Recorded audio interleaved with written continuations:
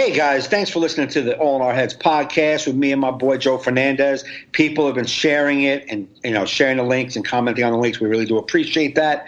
What's the best way to listen to us, Joe? What do you like? Well, I say this every week. For iPhone, we like the Laughable app. So go to the App Store and get the Laughable.com app, or go to Laughable.com/download.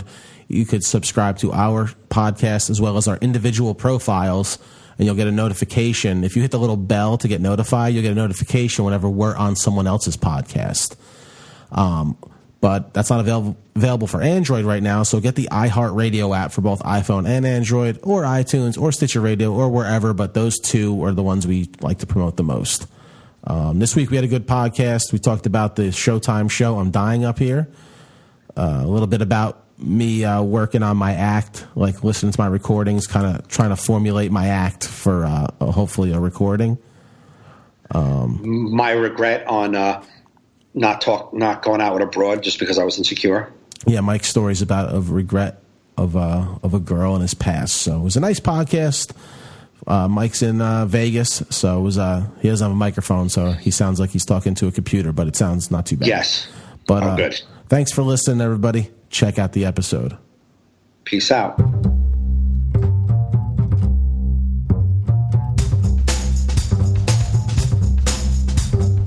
You're listening to All in Our Heads with Joe Fernandez and Mike Gaffney. Please enjoy the show.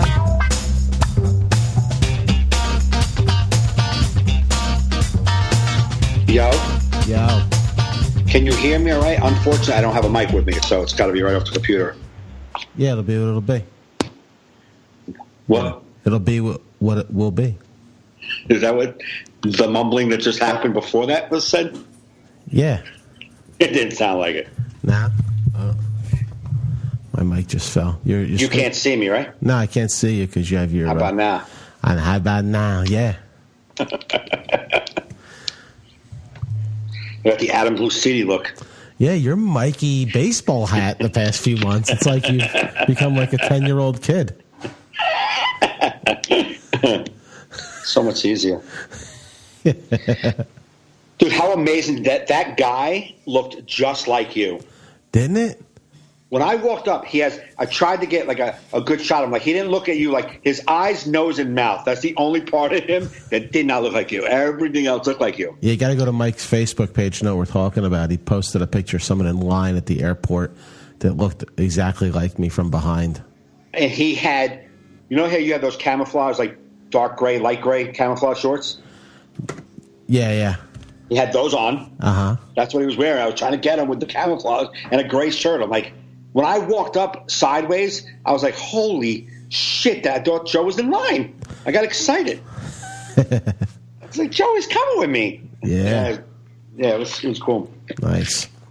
I just I'm been binge watching. I'm Dying Up Here, so I was just watching episode 7 before the cast.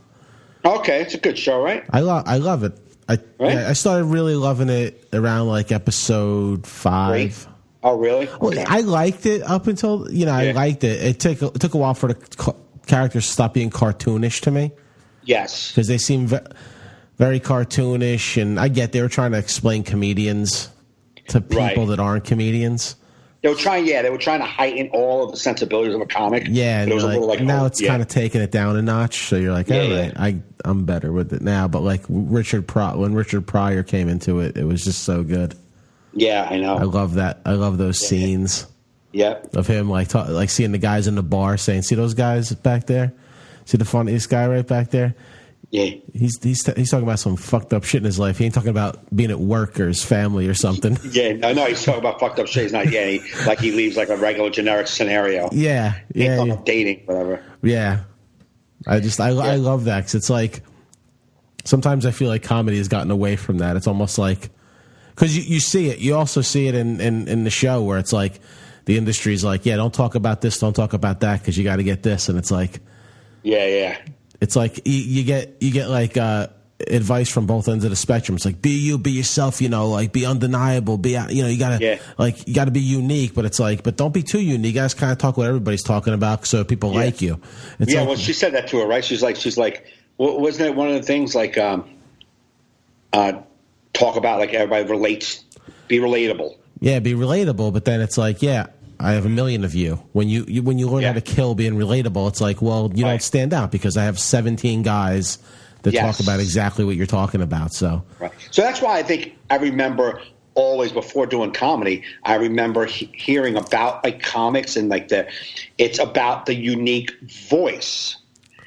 We are all talking about married, kids, life, work, dating, right? That's what else? What are we talking about? Yeah. Food.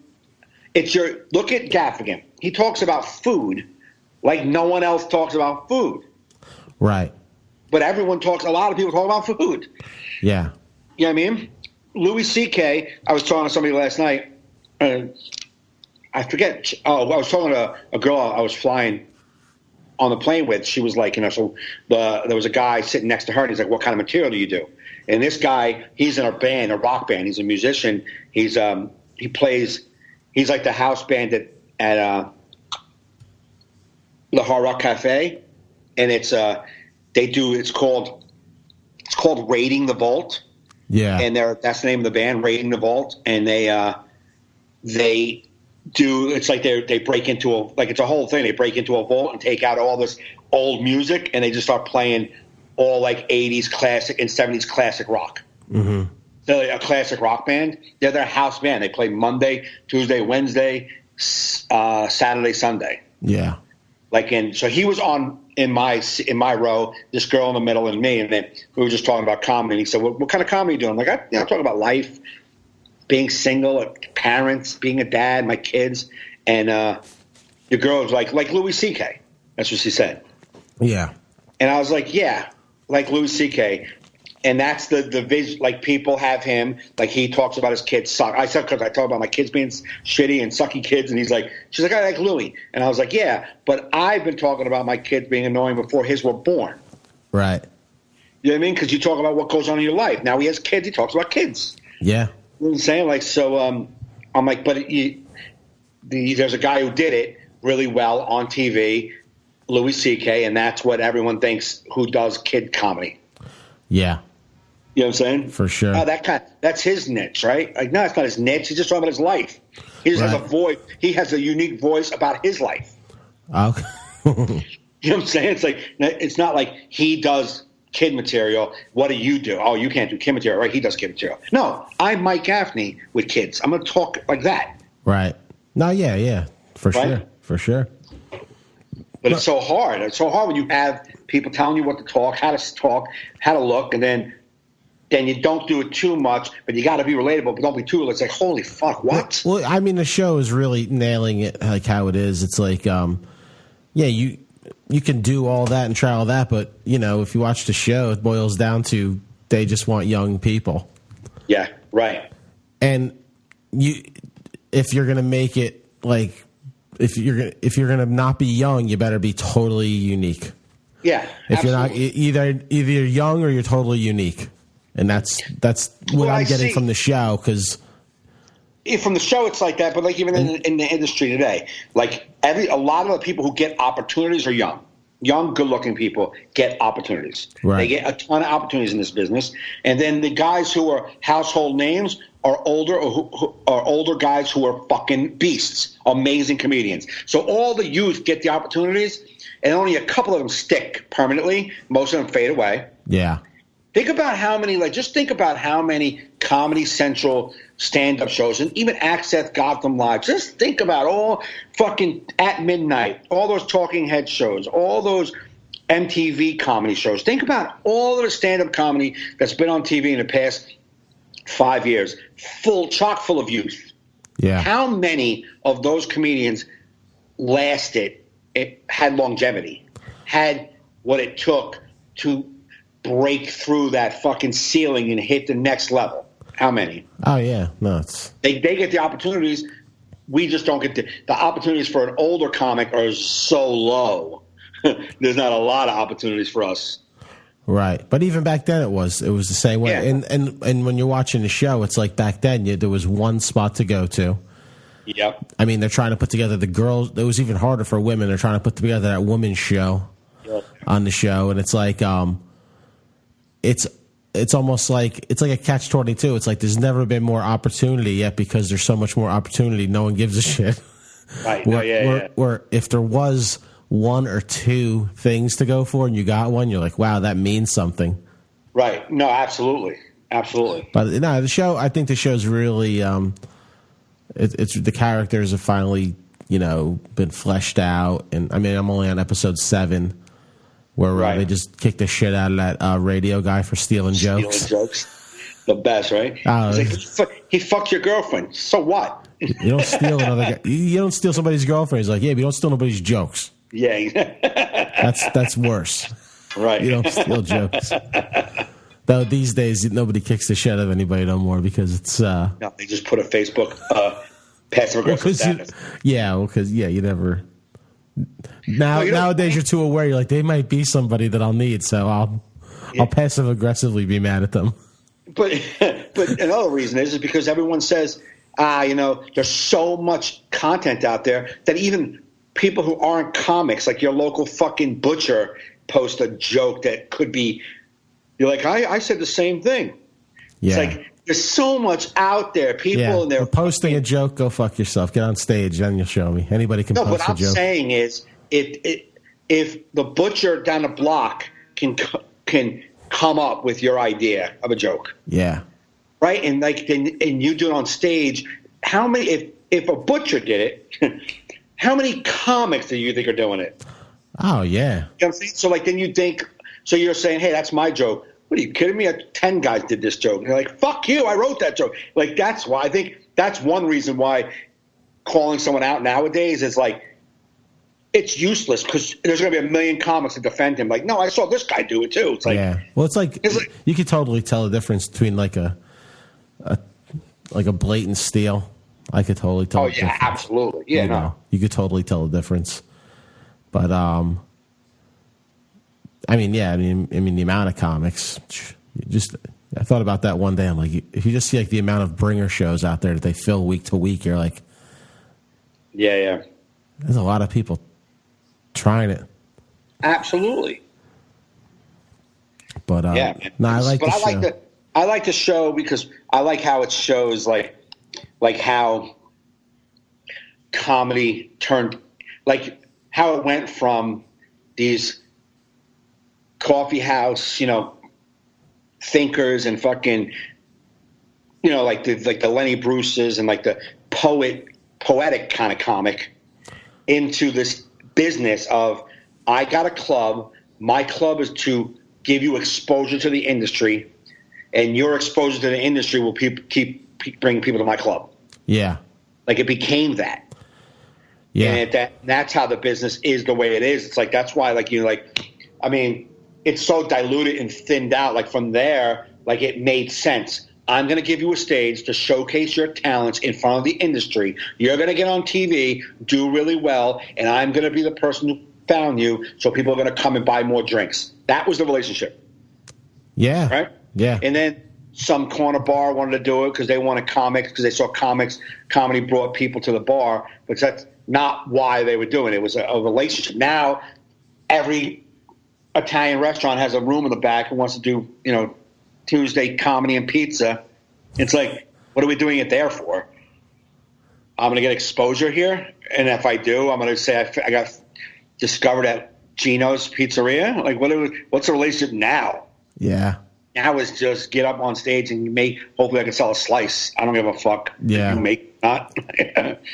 Yeah, well, it shows like a little bit in that, how they start doing a little the alt room with the kid doing it at the diner he's working at, because it's like I can't get up at the real room.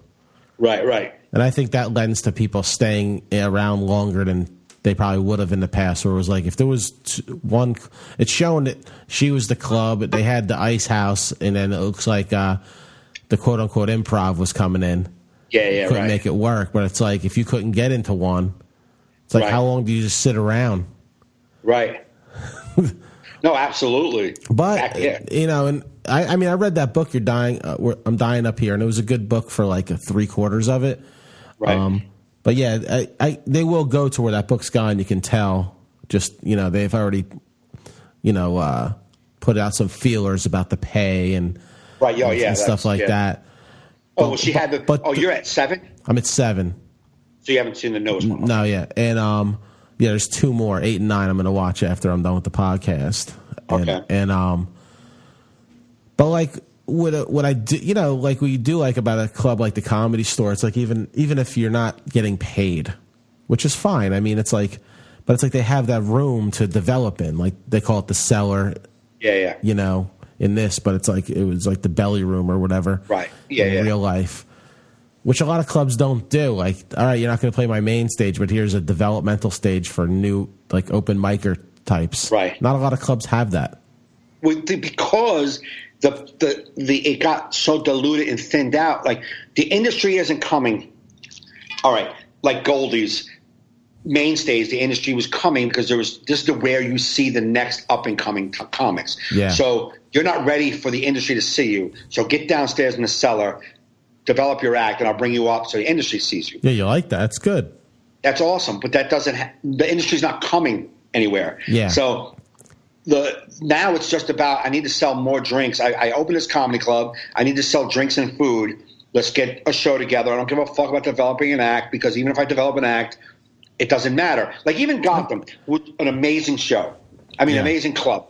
And they have management and they are developing. They're doing that development type of thing. But at the end of the day, industry doesn't just come in and say, let me just check your show out. Yeah. Well, the Creek and the Cave is the closest to what that was because she has industry come there. That's where all these kids get their Comedy Central half hours. Yeah. You know what I mean? She has the developmental shows, the experimental shows. And right. I think that's the closest thing to what that was back then.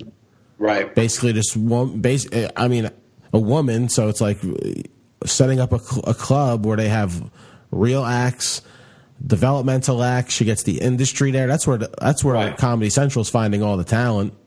Right. You know what I mean? You don't see any. You know what I mean? It's like you have to even get on Comedy Central to get in the cellar anymore. Yeah. No. Yeah. You know right. what I mean? Like they're not going there looking for people. They've already been on your show.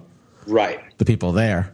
Yeah. You know what I mean? So that's probably the only club that's actually doing it right, as far as helping comics.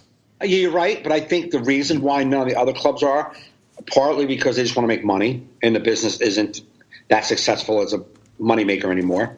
And number 2, I don't believe it.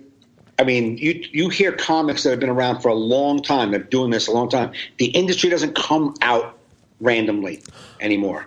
No, they come. But that's for showing and I'm dying up here. It's like they're even showing they're coming out when they're invited, when they're seeing somebody specific. Now they may see somebody else while they're seeing somebody specific. Right. But even back then, like they were in that meeting with that executive, and he's like, "Yeah, you should come by the club." He's like, "Yeah, all right, maybe."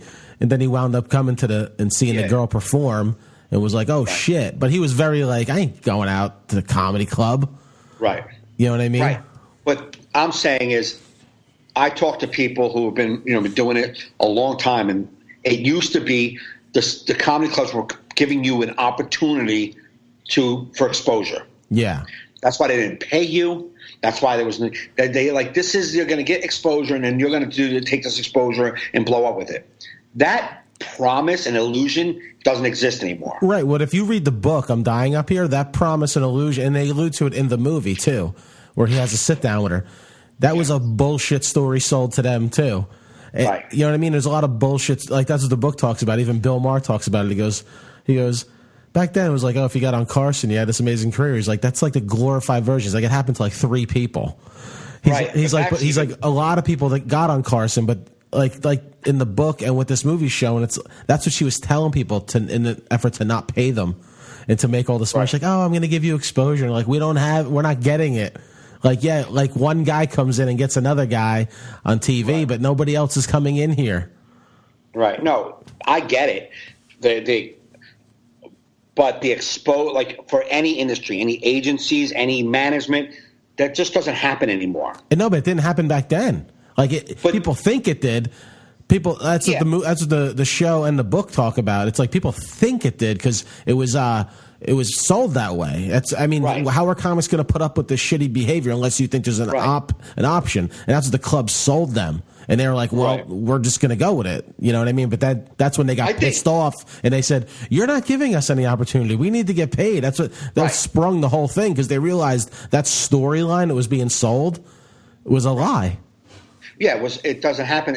If 100 guys get on Carson, one might take off.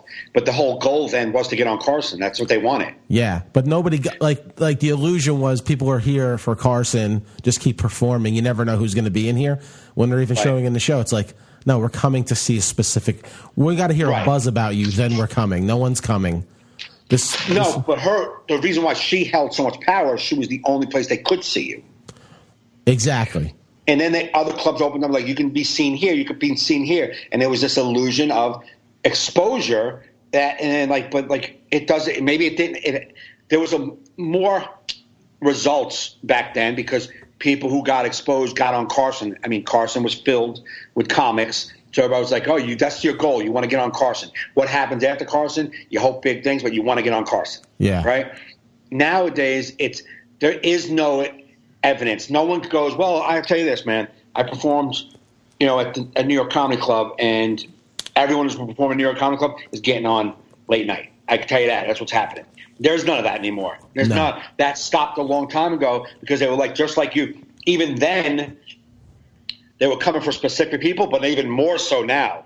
It's like, yeah. Well, now you need a manager to even get the person to see you to be. Yeah. Yes. You're not going. Yeah, you're rarely going to make it on Conan without a manager. Absolutely. So you have all these stages that all sprung up because comedy was a viable source of entertainment, but it also was this thing oh, we're all set up stages so we can find the next brilliant acts. Yeah. And now they're just there to sell fucking wings and drinks, man. They don't. That's all comedy is to sell booze and food. Well, yeah, I mean, it's basically a bar with a stage in the corner. It's like we can do this without you guys. People will come in just for alcohol. A jukebox a DJ or a jukebox can replace you. That's what I was talking to a comic last night. The thing is that we are the reason why people come out for the night to see the act. That's why somebody comes out on a Friday night to fucking wherever you're performing on a Friday night. They didn't come out because they wanted to hear music or have a drink. They can do that anywhere. Yeah. They came to a comedy show to be entertained by comedians. Some comedy club owners and bookers are really good at treating you special and making you feel like you're important. And some go, it doesn't matter who I have on stage. I need to sell. People are going to come. I'm selling booze. I don't give a fuck if you're funny or not. Yeah. Some people just don't give a shit about the crap. But the truth is that a comedy club would not succeed without the comics. They wouldn't succeed with just selling booze and food. You would just be a restaurant and a bar and no one wants – there's a million of you. Yeah. You know what I mean? So comedy clubs need to – if they treat the comics a little better, treat us a little special, just a little special. Yeah, you know what I mean? Give me the illusion that you believe that I'm important. Yeah. That'd be nice. I just want the illusion. Like here at Brad Garrett's, dude, there's no confusion. When they treat you like you're – you know what I'm saying? Like they treat you like you're a fucking – you are an integral part of why this place is successful. It's great when it happens. Yeah. Although that may be a little true that we do help the place be successful, but the real deal is Brad's big fucking head on the poster that makes this room successful. Yeah. However, if they came in every night and saw the most unfunniest acts across America on stage, they may not come back in the hopes of catching a glimpse of Brad Garrett. Right. You know what I'm saying? No, for sure. For sure. But it's a good show. I like the kid going to AA meetings to work on material. Hilarious. That's my time. That was my time. I was waiting for someone because if it was I was like someone's gonna fucking call him out on this. I thought someone from the group would be like, "What the fuck are you doing?" I thought that one guy was the big guy when he got up to speak after him. Yeah. I thought that, but then he wound up just fessing up to it on his own. which that was the only, I was like, I don't know if this is totally realistic. I think this kid would get away with that like twice. Right. Before someone's like, I mean, AA is different like than NA because NA don't stand up. Everyone has to stand up in front of the podium like that. Yeah, right. So I guess you could pull it off, but I feel like maybe, especially in New Jersey, someone would be like, "What the fuck are you doing?" You know what I mean? Like, you know what I like though the most out of that when he got honest and talked about himself. Like that's where he found his comedy. Yeah. You know what I mean? Like the guy was like, just tell us how you really feel. And he was like, oh, okay. I could do it this way. Instead of making up stories and jokes about life, he was like, oh, I'll just tell you what's up. And he still was funny and honest. Yeah. And I think that's where he found that he could be honest and truthful and funny at the same time. Mm-hmm. And that's what that meeting did for him. Yeah. That's what I thought. Like, that's why you got out of that. Like, wow, okay, you were taking advantage and now you learned something about yourself. Yeah, because that's the truth. But I thought it was hilarious. Oh, it was so fun. I'm into all the characters now. There's not one character I don't like. Yeah, I like those two Boston guys, man. They're funny as fuck. Everyone, I like. They just really. I don't know. I'm into it like 100%. Yeah, yeah. It's really good. funny. It's funny. You got 2 more episodes to go. I'm caught up, but yeah, it's good. It's a good show. Yeah. If I like the characters of any show, man. Some people like judge their shows and they're like, it's not. I don't care. If I fall for the characters and I like them as people, I just want to see their lives expand. You know what I mean? Well, yeah, that's what's starting to be more about the characters. Like I said, I give every show about 5 or 6 episodes. Right. If I'm hating it, I give it up. If I'm kind of like, I'm about like 4 or 5 episodes into Ozark. And I like it, but I just don't love it. I'm waiting for something to happen. Right. But I love Jason Bateman so much as an actor that I'm like, all right, Jason, you're the reason why I'm continuing to watch Ozark. But let's fucking move it along. Like the end of the last episode I saw, it started kind of like getting a little, oh shit, it's going to start happening. But it's like, I thought that before the last one too. I'm like, is that a Prime show or Netflix? Netflix. Okay. And I get it. They're totally setting up this story that's got to be, carried them through. Is the whole season already released, or is they doing once a week? No, total release. It's Netflix. Okay. Just dumped it all out. And it's pretty cool because it takes place in Lake of the Ozarks where we did those conventions. Oh, really? Okay, yeah. Cool. And I don't know if you remember, but I told Carrie they were doing a B-roll of them driving. There was this big Indian statue. I'm like, yo, me and Mike drove past that statue in the Ozarks. Yeah. I know it. I'll see if I watch it. I'll know. Because I'm just waiting to see if I recognize that hotel we're in or something. Yeah, right. I mean, the Lake of the Ozarks is huge, so they could be anywhere. But I know we saw that fucking that thing. But it's definitely a good series. But like I'm saying, if Jason Bateman wasn't in it, if there was some new dude I was trying to get to know, yeah, you wouldn't. I'd be done. Because I'm like, you're not doing nothing. You're doing some stuff, but. It's like, I don't know. Stop the lollygagging. It's the new millennium. We got to get to it. Come on. It's fucking enough of that shit. Dude, I sat down. I've been trying to really focus on my act. And so I have my recorder that I record all my shows with. And just almost never listen to a recording. Right. So recently I started saying, I'm going to give myself an hour a day to work on shit. Right. So I want to delete. So today I plug in. I've already listened to a few, and then up until today, and today I listened to 1, 2, 3, 4, 5 sets. Okay. They're not all headlining sets. Some of them are 10-minute spots. Some are 20-minute spots. Right. So I was like, let me copy all these files into a new folder, and I could start recording this week. You know, new shit, dude. It was a year ago. This week that I started those recordings. So I have a year's worth of comedy on this recorder. Oh, really? Because I looked at the date. I mean, so 77 files on there, and I didn't record all my shows. Sometimes I forgot the recorder. Sometimes the battery was dead. Yeah. But I listened to it, and I just been I put the date, and then I put what my set list was. I listened to it in 2 times. Okay. You know what I mean? So I can tell if I said something different. I'm doing other work, then I'm like, oh wait, that was different, and I'll rewind. Yeah, right. Right. But I'm just going through a list and seeing how many jokes and all the different sets I did. And I'm like, holy shit. Yeah. Like how my laziness has prevented me from seeing things that I should have been seeing all along. You know what I mean? But it's just cool exercise I'm doing, just giving myself an hour of listening every day. So you listen to the sets, and then you write down your set list from it, what you're listening to. Like, oh, I get this. I'm writing down my set list, and what I'm doing is, so like whatever, my August 18th show, you know, I'm just going on the list. I'm just listing each joke as I hit it. And then nothing's changed, but if something changed, I put a star. Or if it was like a good version of that, I put a star so I can go back to that date and listen to that. So I'm going to start chunking those things out. You know what I mean? Right. And just trying to, because I'm sitting there, I'm like, holy shit, I have a lot of jokes. Right. You know what I mean? Because like this set on August 19th was a lot different than August 18th. 2 headlining sets back to back. Nice. So I'm trying. I was telling, I want to get the act together to start working for a special. But like I was telling KP, I wanted the most personal stuff. I want like the best stuff. Right. Like I just been so like I'm just going to go up and do 45 for so long. Right.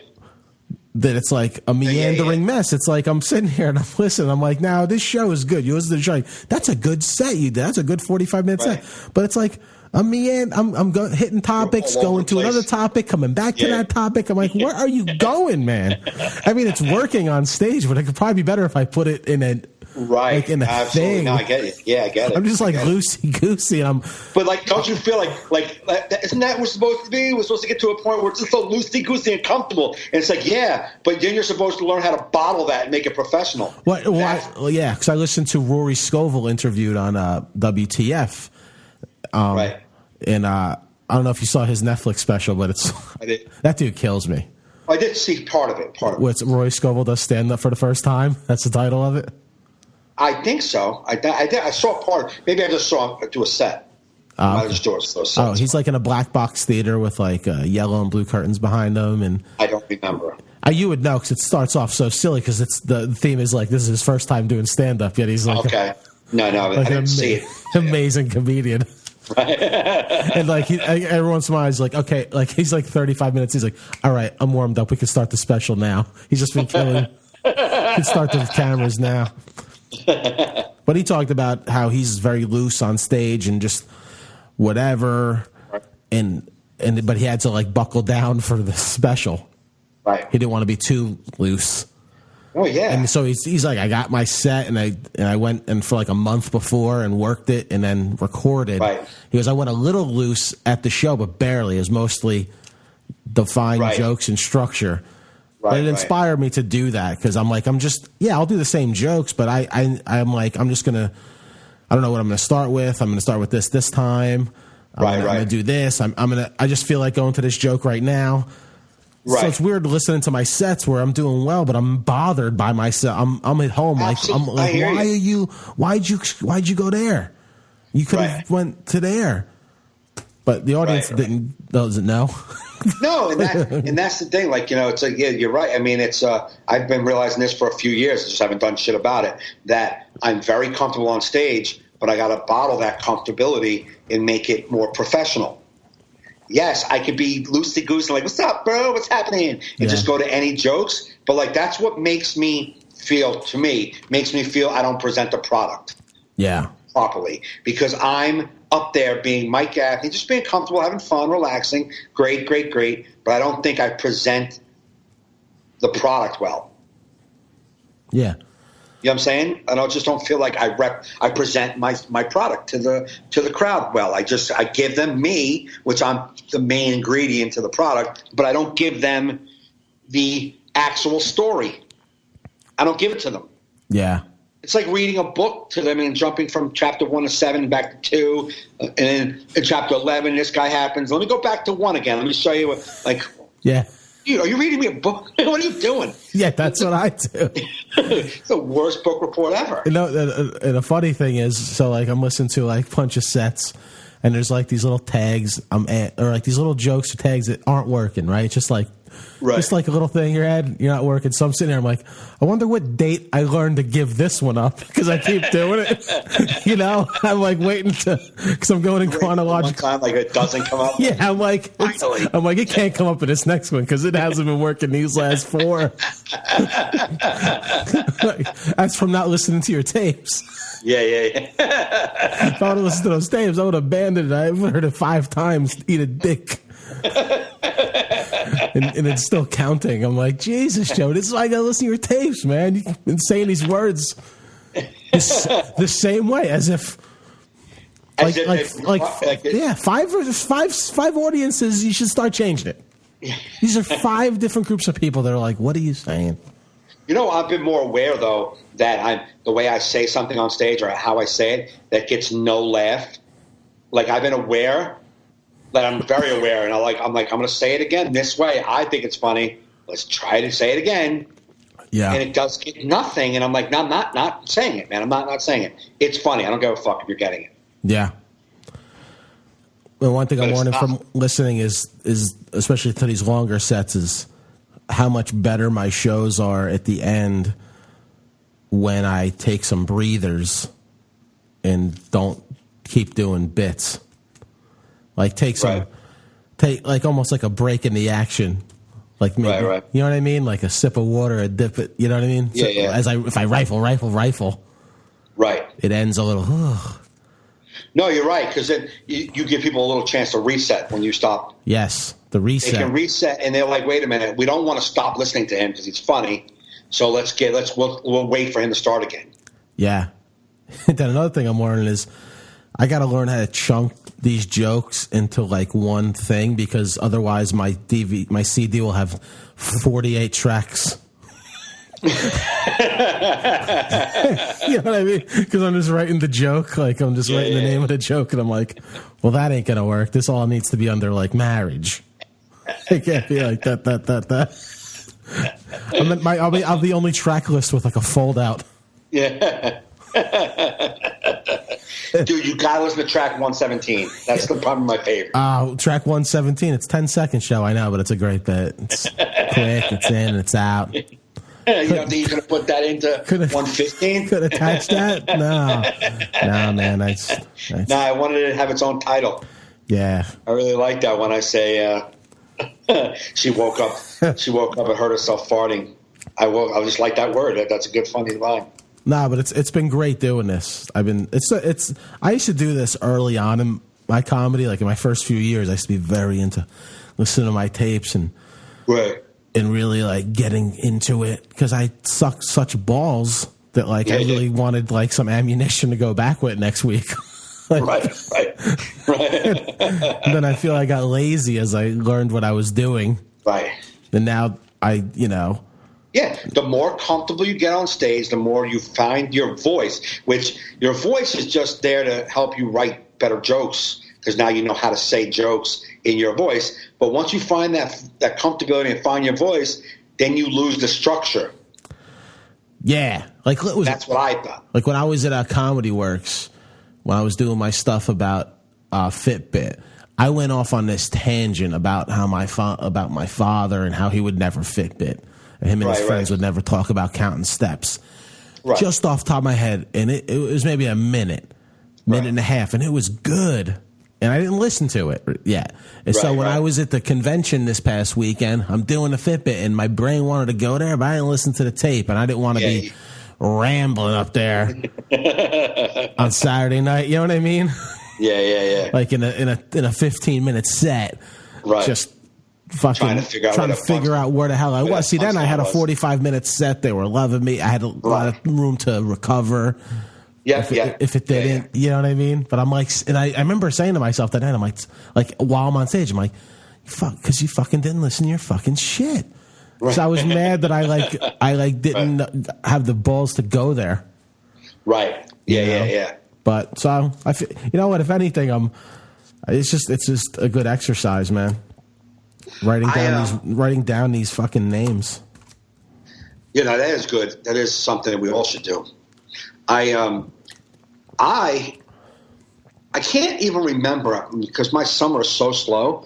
I can't remember. I'm trying to remember when my last 50-minute hour set was. I don't remember it. I know it wasn't that long ago, but I've done a lot of 12 to 20-minute sets. Like, I've done about 12 to 15 sets in the city since my last headlining thing, I believe.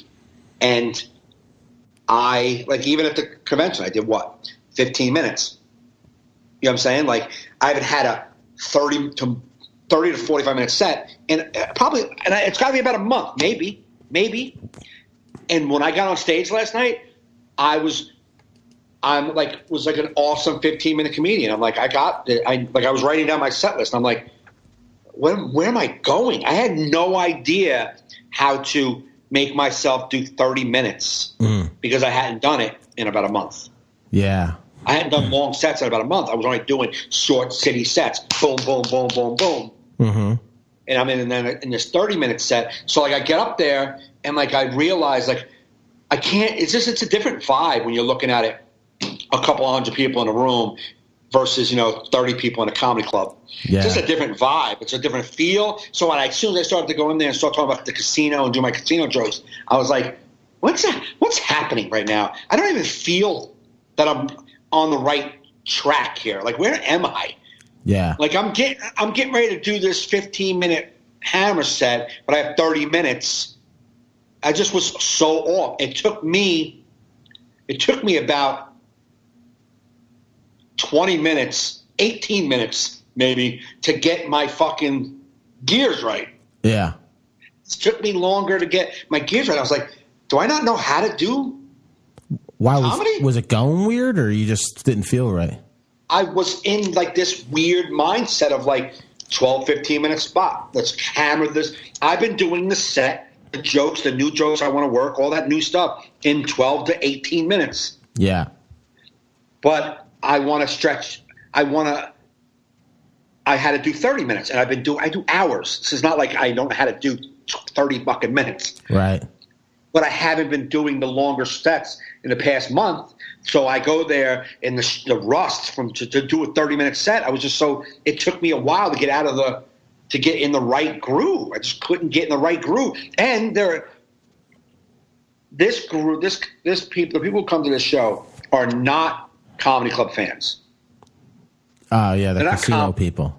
They're casino people. And they're a huge difference, man. They don't understand the nuances. They don't understand. Like, when I said, I was like, man, this I'm trying not to lose my mortgage my rent this week, and you get a little laugh. I'm like, I love this gig, but I hate this gig. And this guy was like looked at me like this, like, what? I was like, you don't understand what I just meant by that? That I love the gig, but I hate the gig because I lose my fucking rent? How did you not draw that connection? He looked at me and he went with his face like he made it like, what? Like, it was just me and him talking. He's like, what? Like, yeah, I love the gig, but I hate the gig. Really? How did you? And they looked at me like I was not making sense. I wanted to. That was my first 45 seconds. I wanted to jump down and punch that guy in his fucking throat just for looking so retarded with that line. That wasn't even really a joke. It was just me going, "Hey, man, guys, thanks for coming in to the show. Thanks for taking the time out from losing your mortgage." This is my thing. I say it they laugh. I'm like, I know it sucks, man. I lose my rent every time I'm here. I love this gig, but I hate this gig. You know what I mean? And he was like, huh? Didn't get it. I was like, you didn't get what I just meant by that? And I knew right then that they were going to be retarded. And so it was slow, and I'm hitting them hard because I'm in club mode. It's a different muscle. It's a different group type of people. You know what I mean? It's different, and I just didn't. I was approaching it like weird. I just was off. Yeah. And it took me about 15 to 18 minutes to shake the fucking rust or whatever the fuck I was feeling in that bigger set. And then I got into my kid stuff.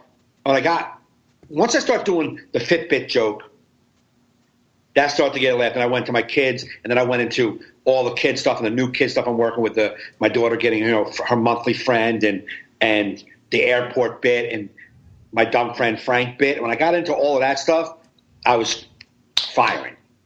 Mm-hmm.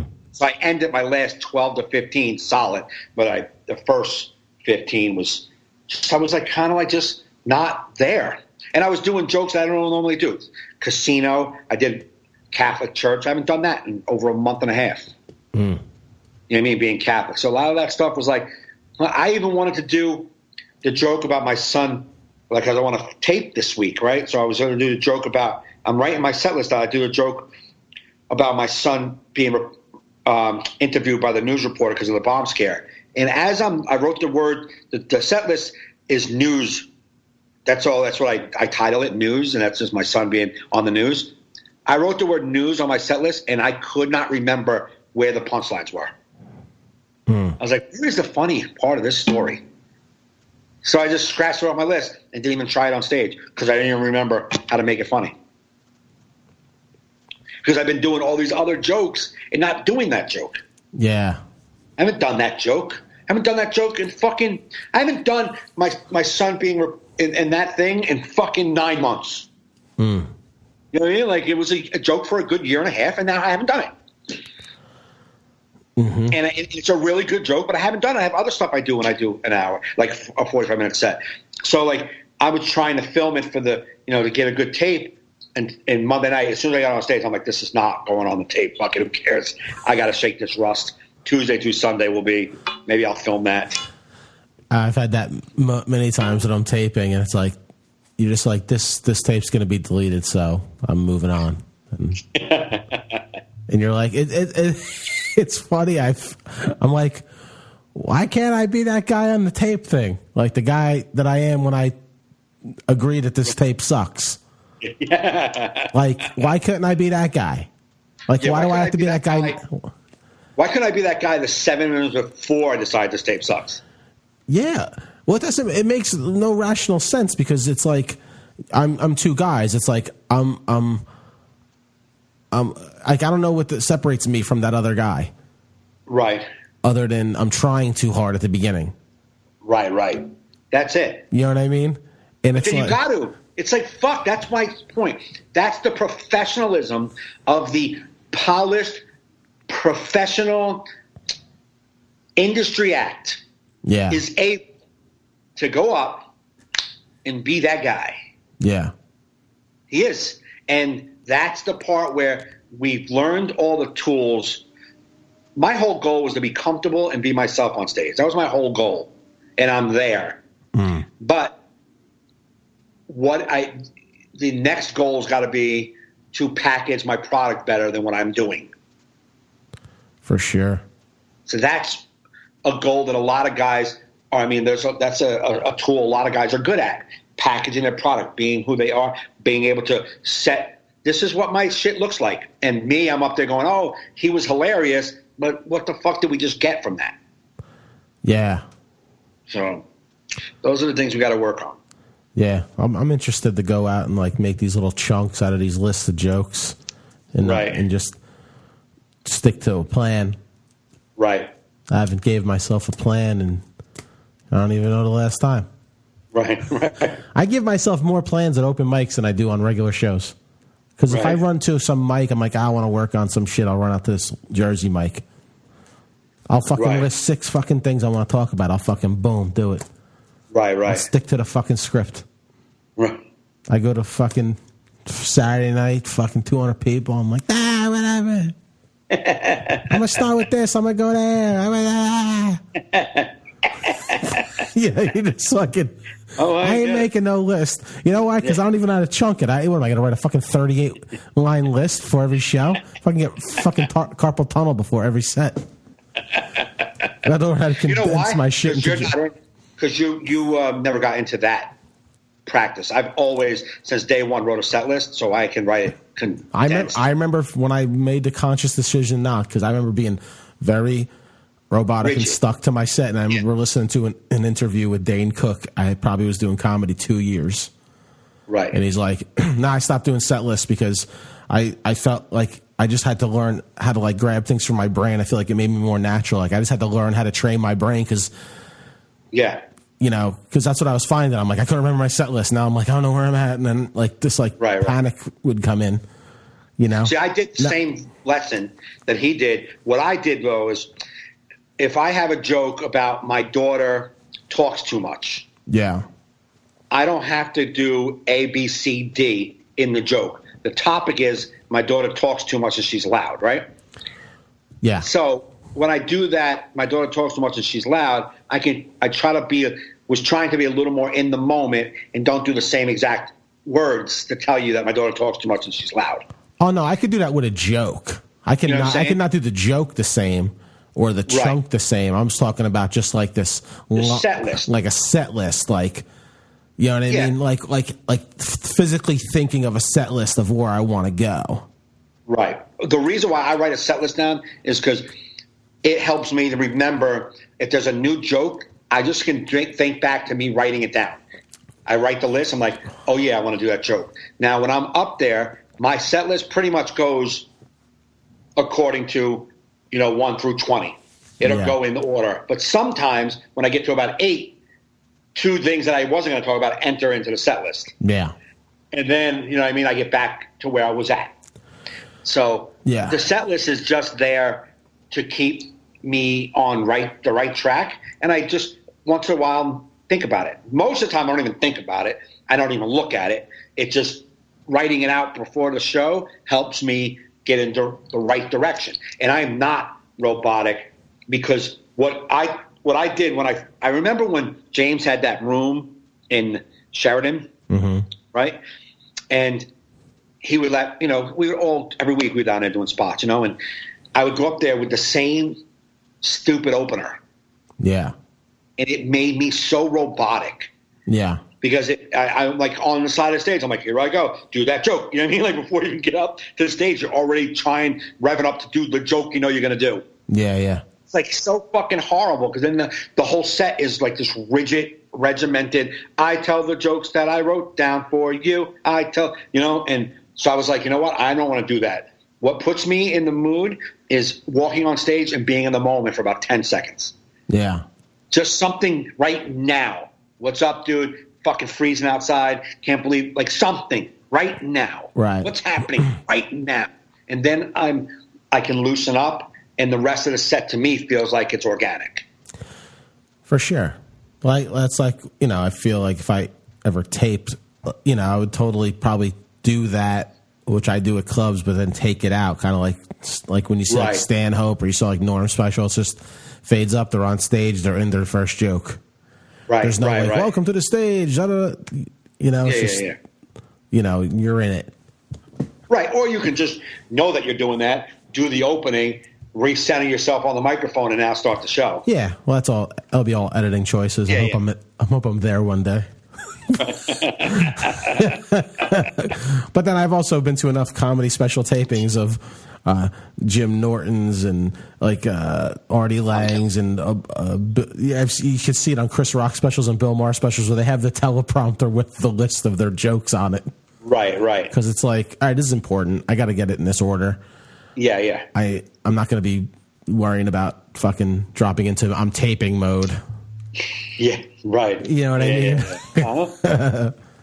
But I feel if I work if I do the work of putting these chunks out like I'm doing, then I start going. I'm headlining Uncle Vinny's Wednesday, Thursday. I go there with some game plan, and I have a big road schedule this fall. Right. So featuring and headlining. So even if I'm featuring, it's like, all right, I'm doing the first 30 minutes of my set. Right, right.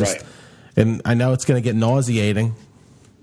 Right, but I have to do it. Yeah, absolutely. I have to do it. But I'll be doing. I'm starting to put out feelers to book some, smaller spots during the week where I could chunk these little chunks out and right. Try and make that, like, take this thing that was at the beginning and at the end and put it together instead of fucking taking them back on the journey where we were already just to make a point and then come back. It works, Joe. Yeah, but it's stupid. That's all I'm saying. Yeah, all right. I'm hearing that it's working, but it probably would have worked good back there too. Right.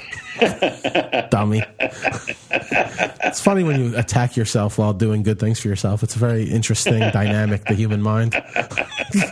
Wow, you're doing pretty good. Yeah, but what the fuck are you doing fucking right there? But we're doing good work today. We're getting a thing. It's like, all right, headache time. I need a coffee. You're like, damn. Multiple personalities I don't have, but I understand. Absolutely. You know, I don't have other personalities. I have just like different versions of me, like the proud me that's sitting down to do the work, right? The happy me listening to the tape. Wow, it's going pretty good. And then the shit on me. Like, why are you saying that? And how many shows do you give up that fucking tag? It's like, you just keep listening. Or I'm not even mad that I didn't give it up. It's like, you didn't even change it. You just same inflection, same everything. Thing. Like, which one is it? Like, right. Tell me one that you know that you're like, I can't. I'm dumping it. I'm totally. Yeah, I'll say. What was it? It's like, because I talk about like as after I'm gay, and I talk about.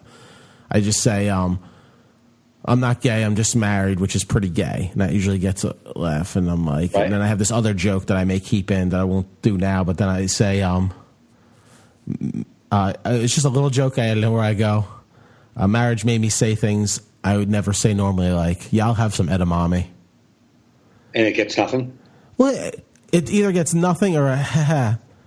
Right. But it's not worth me continually saying the motherfucker. It's like... Like, yeah, it's gay to say edamame, but not really. It's kind of, everyone likes it now. Yeah. But even if it was, I'm saying it wrong. I ain't connecting. It ain't working. And you keep saying it.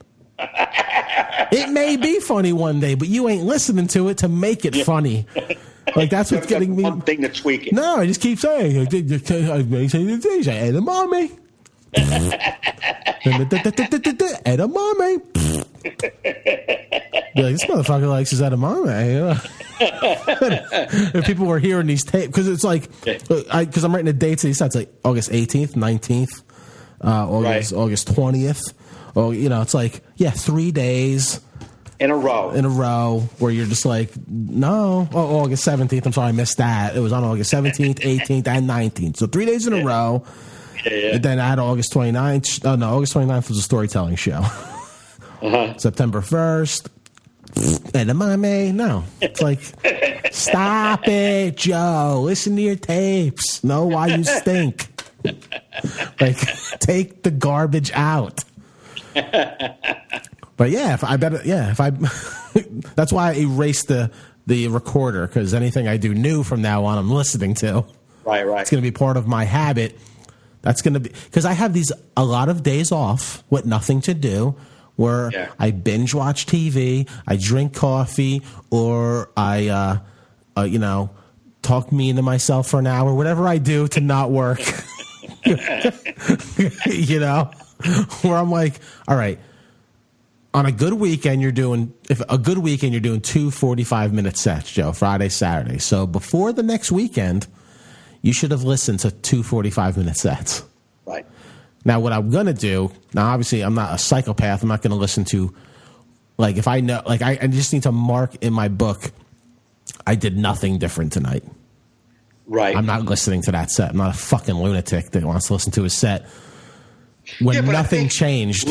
Like, if listening to it and seeing what works doesn't mean, like, you might have did it differently. You might have did it the same way twice in a row, but what could go? What can be cut out of that? Yeah. Well, I need to be more cognizant off stage of writing down what happened just now on stage. So, like, I can't waste hours of my life listening to the whole set when I know literally, like, all right, my dead dad stuff worked great. Like, I didn't say anything different. You know what I mean? I need to be a little bit more.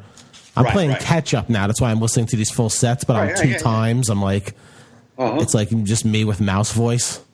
Yeah. It's a little easier to, you know. It's actually pretty funny. It's like, it's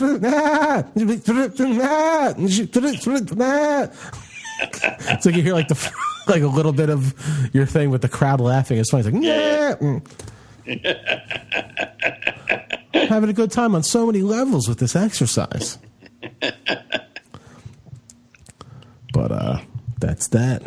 That's where your Uncle Vinny's what? Wednesday, Thursday? Wednesday, Thursday. Here to. So tomorrow and Thursday. Tomorrow and Thursday, yes, I'll be there. I already had people tell me they bought tickets, so hopefully other people did, so it's not just my friends. But there will be. The weeknights there have been really good. That's good. Oh, yeah. I think the smallest, I mean, it's like you always have at least like 40 or 50 people. Right. And I've had it like over 100 sometimes just on a Wednesday, just because people are just like down the shore. Yep. And that's that. You see, what's his name died? Who? I just got the notice. Glenn Campbell, a rhinestone cowboy. 81. So soon. Too young. Too young, 81. I'd take that life. 81, hit song. Yeah, I don't want to think about it. It's so fucking. The older we get, man, the older I get, your mortality just starts to sink in. You're like, dude, you're more than halfway done. Yeah. If you're lucky, I mean, 80s is good. Yeah, you're more than, that's what I'm way more than halfway done. 50s is when people start dumping, like they don't take care of themselves. 2 years away from that. Yeah, you gotta start watching your health. That's when strokes and shit. Even like watching your health and just all of that stuff. I mean, I know people who never watched their health and died at 95. So it's, that's what everyone says as they shove pizza in their face. But there's guys who are unhealthy who die early, healthy. I mean, but this is the time. This is it. So like if I had 30 more years in me at 70, 30 more years, that's 30. Actually 20, because the last 10 suck. Yeah. It's not like you never know. I mean, there's a guy across the street from me. His wife just passed away a couple of months ago, but he's in his mid 70s. The fucker's out every single day. Mows his lawn, does his trees. He's like 4 years old. He just helps the guy next door do his lawn. Like, get the fuck out of here. You know what I mean? Got to be active, man. That's longevity. That's why I hike and shit. Is that why you hike and shit? Yeah, got to stay active. Stay fucking, right. Just whatever. I feel life is more precious to me now. Like I get up in the morning. Yes. I could sleep all day, but I don't. I get up. I get my coffee. I see, because sometimes my wife will go to work and I'm off, but I want to get up and see her and go off and just fucking do shit. I hiked with my family this weekend. My brother and my nieces came up. My mother, and I took them on a hike, and I took them on a long hike. I forgot how long the hike was. They're like, Jesus, Joe, where the fuck? Like, I'm like, yeah, I'm sorry. I guess I'm too used to these. Right. But we had a great time. It was like, this shit is what makes me happy, man. Just fucking family shit. But yeah, man, we're getting old. Well, you're older than me, but you're getting old. I'm still on the cusp. How old are you? 42. I'm still like a baby. I'm still like a baby. Got many more years of eating shitty. Wow. So if you were halfway done, I mean, you're like probably halfway, right? So if you go to 84, people in my family live until like their 80s. So you're about halfway then. Yeah, I'm halfway. I'm halfway there.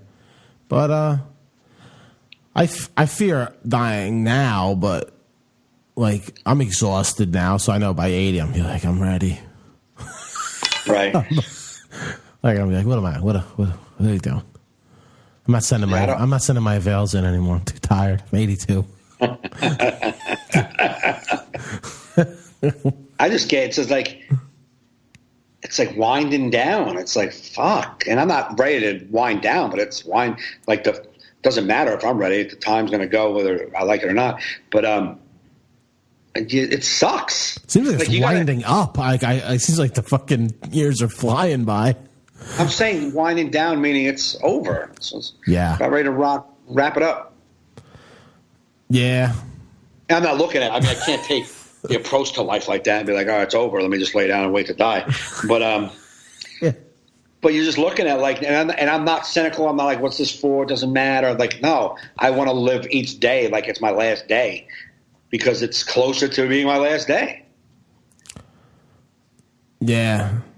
My last day. Do you want your last day to be that busy? I want my. I do, man. Yeah, I don't want to be. I'm not. I like life, man. I enjoy everything about it. No, I like life too, but I'm not a guy. It's like I'm not saying you're wrong, Cor, but like I'm not tired. I want life to keep going, man. I enjoy every minute of it. Oh, yeah. You know what I mean? Yeah. And I don't so my last day. I don't want to be sitting in a home. Oh no, in a wheelchair, just like waiting for the last minute to tick away. That's why I feel bad for my grandparents. That's what happened to them. Right. They didn't deserve that. I mean, my grandma was kind of dementia, so I don't know if she kind of knew. Right. But my grandpa was kind of withered away, you know, and just kind of died one day in a nursing home. You're like I feel like my dad was the best case scenario. Unfortunately, he was too young for it. Right. But the fact that the weekend before he died, we had a family barbecue. We were all there. We had no idea what was going to happen. Laughing, burgers, dogs, just the kid's birthday party, and then a few days later, you know, just woke up for coffee, had his coffee, laid down for a little nap, never woke up.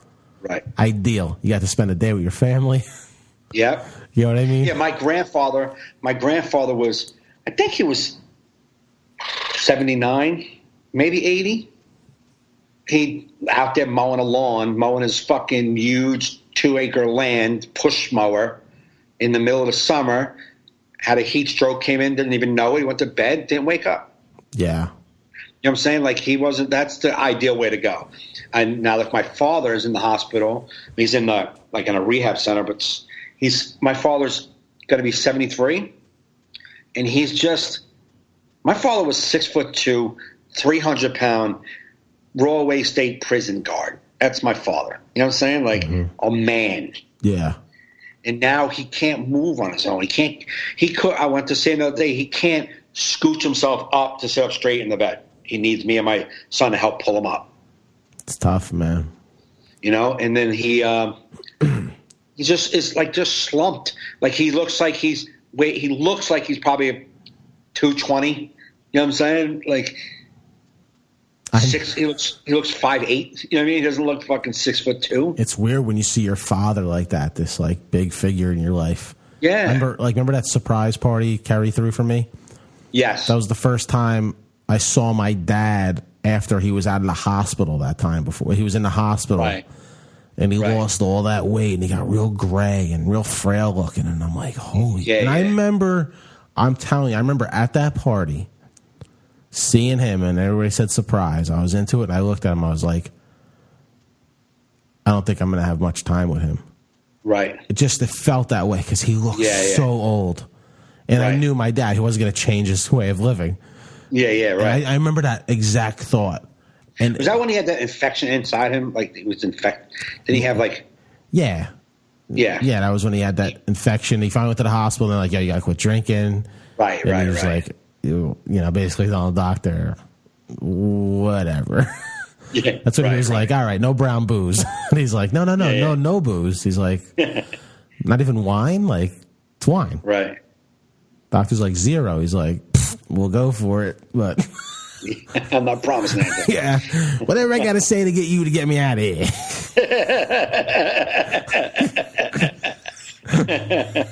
Deal. No wine on Tuesdays. I get it. No at all. Yeah. Wednesdays too. I'll do it. He was so funny when he was in the hospital. I remember one time because he just like most people call toilet paper. He calls it ass wipe. So like. I remember, not this time he was in the hospital, but remember that time when he was in the hospital before Jokers, when I bombed at Jokers that night? I just came from the hospital. He was all like, yes. He was like all fucked up on machines, but he was kind of awake, you know? Yes. That day, I'm sitting there and he just puts his finger to like tell me to come over. He's like, Joey, because he's not supposed to drink or nothing. He goes, yeah. Take some ass wipe and wet it and put it in my mouth. Right. Take ass wipe, wet it and put it in my mouth. I don't know. I was dying in the hospital room. Or he said like put ass wipe in my mouth. I'm just like this. My dad's phrasing was perfect. I'm like, dude, you're like on your deathbed maybe, and you're fucking telling me to put ass wipe in your mouth. Just one of those funny memories I have of him in the hospital. Yeah. Yeah, my father calls it shithouse paper. Shithouse paper? Yeah. We're out of shithouse paper. Yeah, shithouse paper. Yeah, I remember him yelling at it as a kid. Joe, give me a roll of ass wipe. I'm out. All right. But it's weird. I've never market it like that. Yeah, I've never called it that. My mom must have. I probably did. I came home from his house one weekend. Like, oh, Ma, give me some ass wipes. Like, what? Probably trained me not to use that. Yeah. She probably handed you the package of toilet paper and was like, read it. If you can find the word ass wipe on that, I'll let you say it. Doesn't say it. It says facial tissue and toilet tissue. There you go. Call it one of them. Yeah, facial tissue. Who uses that for a face?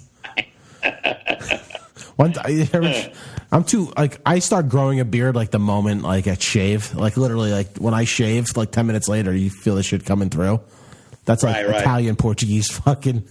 It's like, it doesn't. Yeah. I need to be hairy. Like, my body's like, just fuck you. Yeah. I just shaved and I feel soft, and then I had like a little blood on my face, and I took a piece of toilet paper to like wipe it, and a lot of toilet paper stayed on there because I became fucking Brillo fucking pad immediately. You were sandpaper. Immediately. Yeah. I get a little. If I shave, I'll get to that night before I start feeling anything come through on my neck. Yeah. Oh man! So how like you've been thinking about like your length of life? Shitty life. Shitty life? No, it's not shitty, but no. My length of life. Yeah, man. It's hits me more and more. Like, I mean, especially, spend time with friends and my kids. You know what I mean? Like, my mom and my father are getting old. My father being the way he looks right now, and just all of that. Just in life, you start looking at the whole thing, and you're like, what the fucking problem I have is all the successful stuff you're supposed to do in life is at my age was already supposed to happen. So I was already supposed to be successful in whatever you choose. You're supposed to be successful, save some money, and enjoy some of these later days in life. Yeah.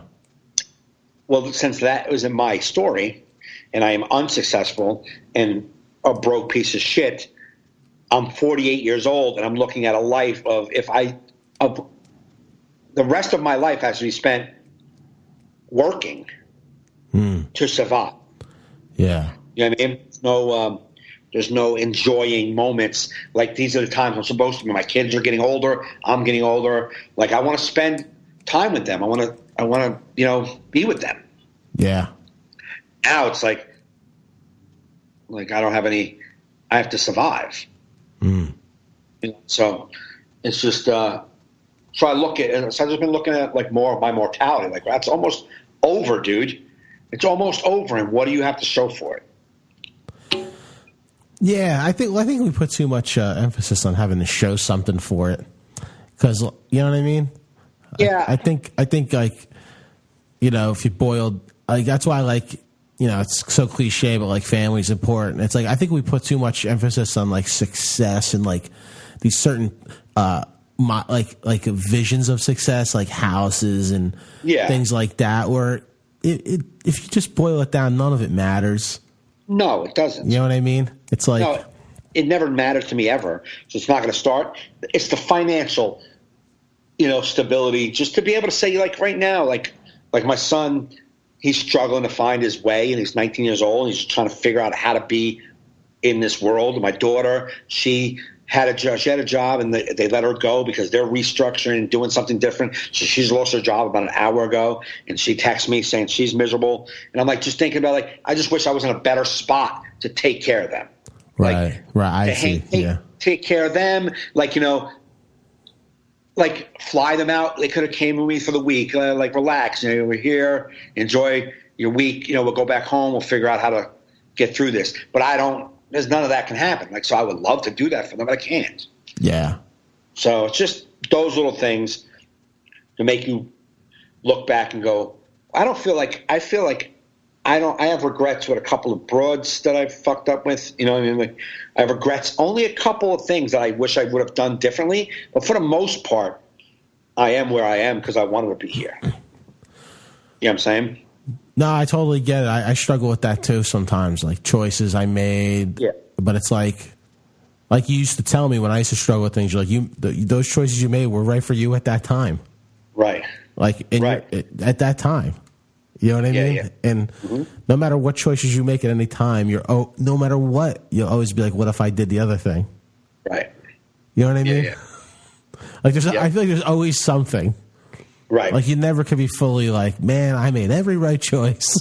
Yeah, right. I mean, there's probably somebody like that, but I feel like even if, say, you made the right choices career-wise, it could have been another choice. So, like, you're like, financially, you're set, you're fucking headlining the fucking Vegas.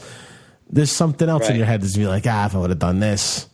Yeah, yeah. You know what I mean? Or if you were to do it with the broad, then you're like, oh, what if I would have, you know. I just feel like we'll never be left alone mentally.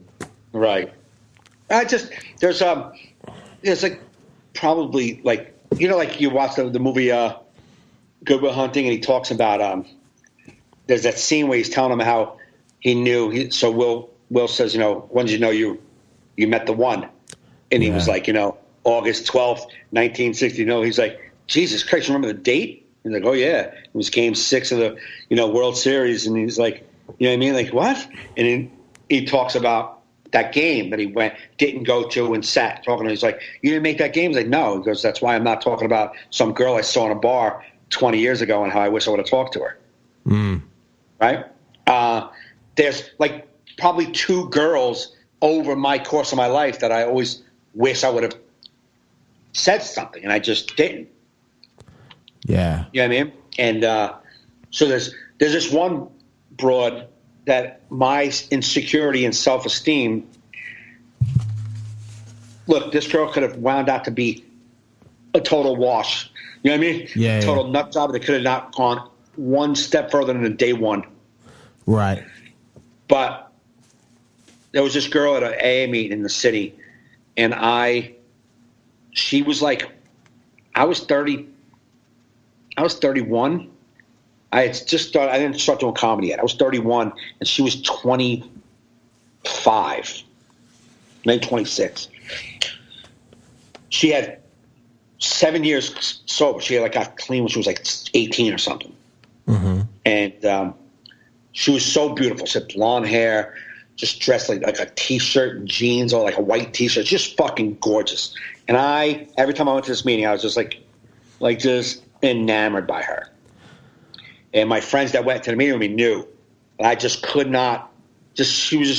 And she played the fucking cello. She had some soul to her. She was like in this rock band where she played a cello in this rock. She's just like sexy all around, just interesting and just fucking beautiful, perfect.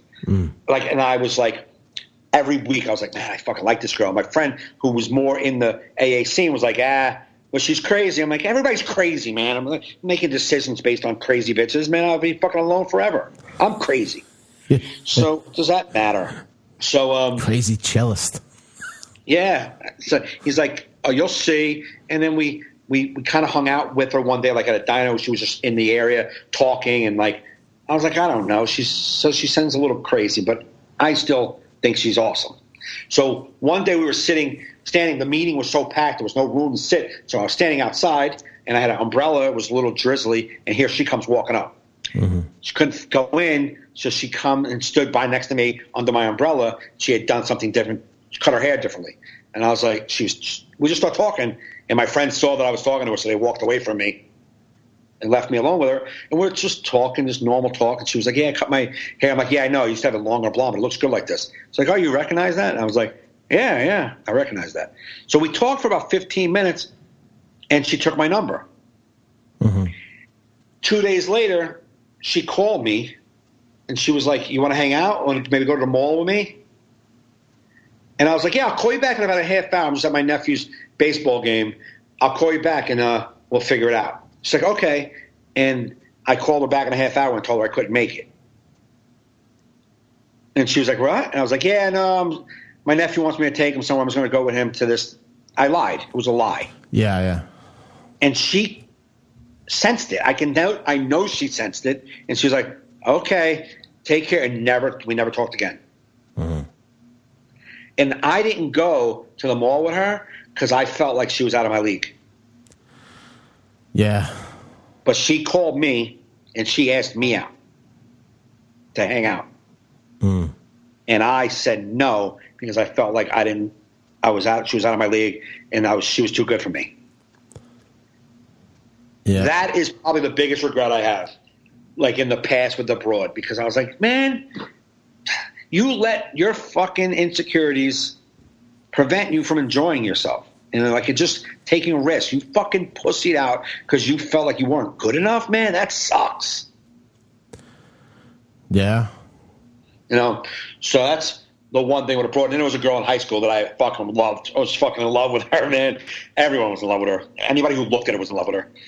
And I just, my biggest words were like, ha. Like, that's, like, I think what I said once. You know what I mean? Like, hi. Yeah. Hey. I wish I would have had a little more balls then. That's it. Yeah. Nothing bothered me more than when a girl I liked in high school told me she liked me but was afraid. I was like, why? You should have left that information to you and the universe, because you fucking ruined my whole childhood just now telling me that. That you liked me? You liked me? Oh my God.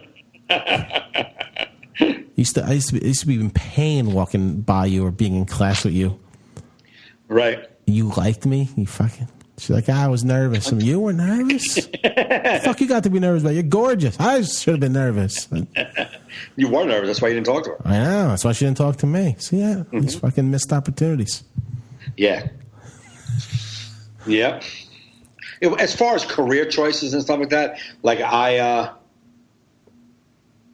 did, like fucking Sinatra said, I did it my way. I'm pretty much where I'm at because I wanted to be here, man. So I'm not feeling sorry for myself. I never do. I don't feel sorry for myself. It's just that now I'm in a different spot in my life. I'm looking forward and going, I need this. It's wrapping up. I wish I was more successful so I financially can take care of my family a little more, maybe enjoy some free time with them. If I still want to do the road a lot, I want to be a comic on the road, but it would be so much better if I was making money. I could take them with me, do certain things. Just certain things I wish I could do different. Yeah, that's what sucks about the road. It's like, even like when Kerry wants to come with me, it's like, oh, I'd love for you to come. I'm not going to make no money if you come, but it'd be great. Right. You know? Yeah. But if you get those, that's why, like, another reason why I want cruises, and it's the money, but the money, I can also bring my kids with me and spend some time, like, hey, maybe like once every 3 months, guys want to come out for the 4 days? Yeah. You know what I mean? And I can spend it on their airfare and bring them out for 4 days, send them back home with, have that time. Yeah, still could be. That's not out of the realm of possibility. No, sure. Just got to get that tape. Brad Garrett's this week. Got to fucking... That's what I'm going to try. Try not to curse. Don't abandon that tape. 4 seconds in when I want to punch a guy for looking dumb. Yeah, that's probably tough for him to get a tape in there. Like you said, they're not regular audiences. They're not. And I was talking to the headliner this week is a guy named Sean Jones. Yeah. He's a black comedian. He's funny. He's from down south, but he moved to L.A. Now he's back in South Carolina. Been doing it forever. Me and him went to eat afterwards, and even he said it. He's like, he goes, I felt like off. I mean, I was like, yeah, I was off too. He's like, I'm like, because these people aren't regular comedy club, and he was like, no, they're not. This is not. That's the thing. You do like a regular. He just did like a regular comedy club, like in last weekend in New Orleans. He's like, you do that, and you come here. He goes, it's just a different rhythm. Dude, what you got to do, like I last minute last week featured for Chris Johnson at Stress Factory. It was like a weeknight show. They gave Chris the headline. He asked me to open. You need to set up a show. Just ask me. He'd be like, dude, I need a tape. Yeah. Headline a Thursday. Right. Wednesday, whatever. Right. Headline a weeknight. We'll get the good camera and just say, I want to do a clean hour. Right. And then hold yourself to the Stress Factory is a well-known brand. Yes. In the background, you do a clean hour at the Stress Factory stage. That'll be a great tape. Yeah. You know what I mean? Uh-huh. Yeah, I'll ask him. Mark would definitely give me it. Yeah, or Mark. I mean, whoever does the week. You know what I mean? Yeah, that's probably the best place to do it. Right. You know what I mean? Yeah, maybe give me like 2 months to promote it, to see if we can get it filled. Of course, and they filled it pretty much really well that night. Right. There was like 100 people. Whatever. You know what I mean? Just I guess on the reputation of the club.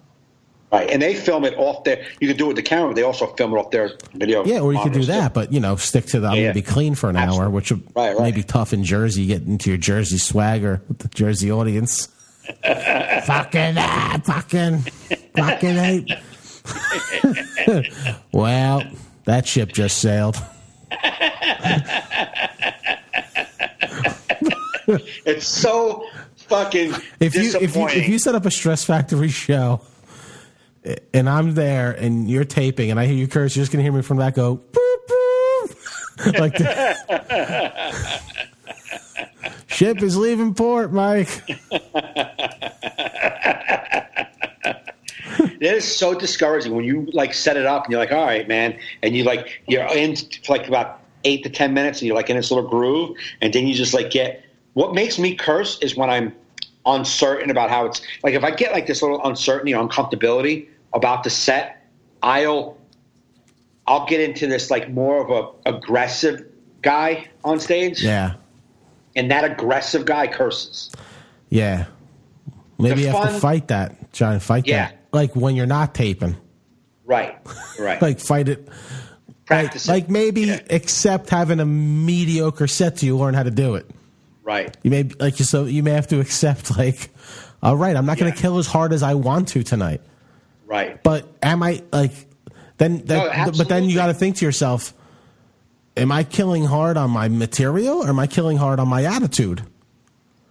Dude, you're saying those words, and that's exactly how I felt about last night's set. Because I was like, I amped it up. It made a decision in my mind that I don't want this tape anyhow. Yeah. And I amped it up, bounced around, had a lot of attitude, and like and I was like, and I wasn't getting laughs in that moment. But in that moment, I remember bouncing around and doing something with my hands, and I was like, man, fucking dial it down. Just dial it down. Yeah. What are you trying to get here? You're trying to get laughs off of this bouncing around shit? Right. Well, that's what Chris Rock says. He's like, he does his act with Chris Rock. With none of that. Just stand in front of the mic, do these words, get a big laugh. Right. Now, obviously, you are Mike Gaffney, so you have to sell it. Yeah, in your style, but you got to find the middle ground in that. So you like, let me just do these clean without selling it, right? And get it where I'm comfortable doing it clean without selling it. And then when I sell it, it'll be even more. So then you'll be able to have that Mike Gaffney attitude without the cursing, because you'll be comfortable selling it without the movement. Yes, without not the movement, like the attitude. Right. You know what I mean? Yeah. Because then I think that'll skyrocket you. Yeah. Well, so you say it, and that's exactly how I felt last night. And I was like, you know what? Go in there tonight, have a plan, but just do it a little more approachable, and like just a little fucking take it down a notch. Just take it down a notch. Yeah. Take some of that edge off a little bit. Just take a little bit of that edge off and just be this silly, likable guy for a minute. Yeah. You know, just be that guy for a minute. Just be that motherfucker for a minute. Stop getting like, just relax. Yeah, maybe that'll be your work you do at the club this weekend. Be like, I'll tape it. We'll see what happens. But I'm not going to assume any of these are going to be good enough. But I'm just going to work on not giving in. Right. You know what I mean? Right. Oh, yeah. Like I'm working on my set, like writing these things. Like you work on not giving in. Like this is my plan. Yeah. I'm being clean. Right. And if it ain't going how I want, I'm going to figure out how to make it without doing that guy. Yes. Right. Without doing like getting too amped up. For sure.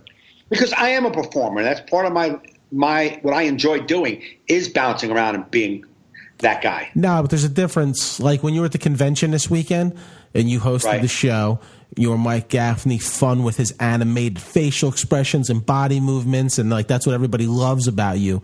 But when you're who I know, I wasn't at your show last night, but I know that Mike Gaffney, you like it's almost like you can feel the crowd be like, what the fuck did we do to him? It's like an anger. Yes. Like, I'm going to fucking make you laugh these fucking jokes, whether you fucking like it or not. Yeah.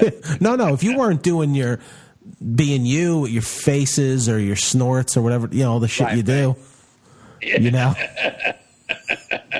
No, you're right. That's what I was doing the first few minutes. I was forcing this, what the fuck, right, guys? And like, chill out, man.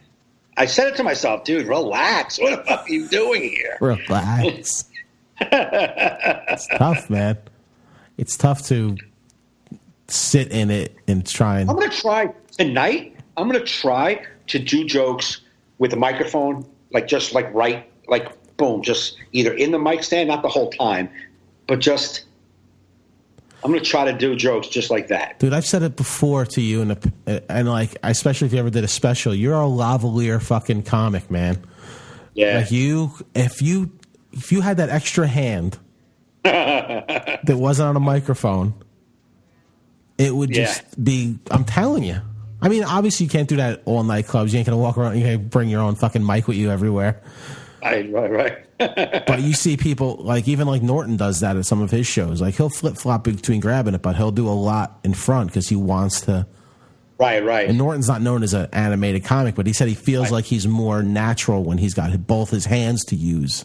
Yeah. You know? Yep. And I just picture you that guy. Yeah, I'm going to practice it tonight. Cool, man. Got to let us know how it goes on the next podcast. Yeah, I will. But right now I have 8% battery life and my charger's not near me. Okay, well, it's perfect time to wrap it up anyway. So I guess you're promoting Brad Garrett's the rest of the week. For the rest of the week, Brad Garrett's 8 o'clock shows here at the MGM. There you go. If you're anywhere near Vegas or heading to Vegas this week, go see Mike Gaffney at Brad Garrett's Comedy Club and watch him keep the mic in the mic stand for parts of the show. He's not going to do the whole thing. But I'll be at Uncle Vinny's Comedy Club this Wednesday and Thursday, August 9th and 10th. I believe that was correct. Yeah, 9th and 10th. So go to joefernandez.net for tickets. I have a big fall schedule coming up, so go to my website to buy tickets for any of those cities. Go to MikeGaffneyLive.com to see any of his all his dates. So thanks for listening. Thanks for downloading. You've been listening to All in Our Heads.